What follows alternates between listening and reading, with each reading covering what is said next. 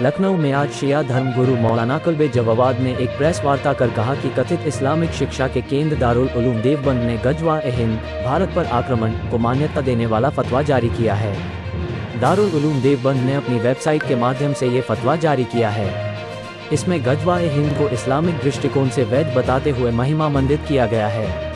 इसमें कहा गया है कि गजवा-ए-हिंद में मरने वाले महान बलिदानी होंगे, वही गजवा-ए-हिंद को गलत फैलाया जा रहा है। गजवा-ए-हिंद का मतलब है हिंदुस्तान से जंग। इस तरह के बयान गलत है। इस तरह के बयान देने वालों को अपने शब्द वापस लेना चाहिए। किसी किताब में जवा-ए-हिंद नहीं है। इससे नौजवानों में गलत संदेश जाएगा। लोगों और नौजवानों को भड़काना गलत है। गजवा-ए-हिंद जैसा शब्द कहीं नहीं है। पूरी दुनिया में अमन और शांति फैलाया जाए, हम यही कहेंगे। एक छोटा सा देश इजराइल ने हजारों अरब लोगों को मारा, लेकिन इस पर कोई नहीं बोल रहा है। शिया धर्म में ऐसा कोई शब्द नहीं है। जवा-ए-हिंद का मतलब गलत फैसला जा रहा है। आइए देखते हमारे संवाददाता निखिल श्रीवास्तव की विशेष रिपोर्ट।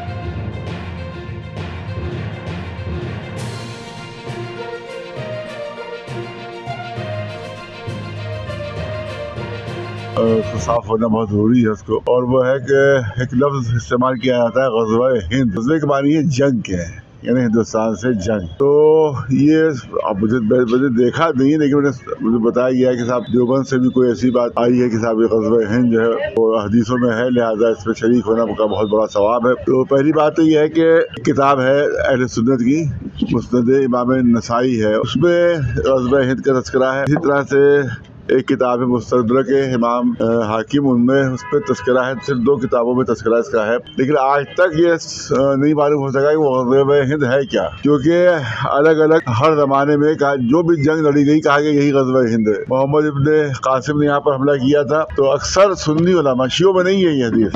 पहले मैं आपसे कह दूँ, क्लियर कर दूँ, ये दोनों किताबें अहले सुन्नत की हैं। इमाम नसाई किताब भी अहले सुन्नत की है, और मुस्तदरक हाकिम जो कहलाती किताब ये भी अहले सुन्नत की है। शियों की किताब इसमें नहीं है कोई भी। उसमें आमतौर से मुसलमान उलमा मानते हैं कि मोहम्मद इब्ने कासिम ने जो हमला किया था आज से 1000 साल पहले, वही गज़वा-ए-हिंद था।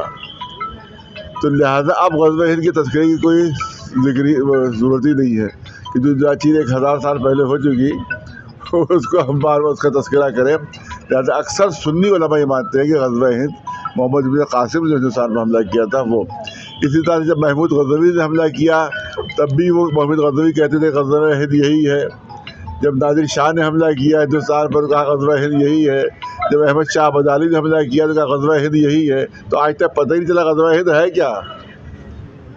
तो उस वक्त अब इसको उछालना, इसको बात को कहना दो और नौजवानों को कन्फ्यूजन फैलाना, ये गलत है।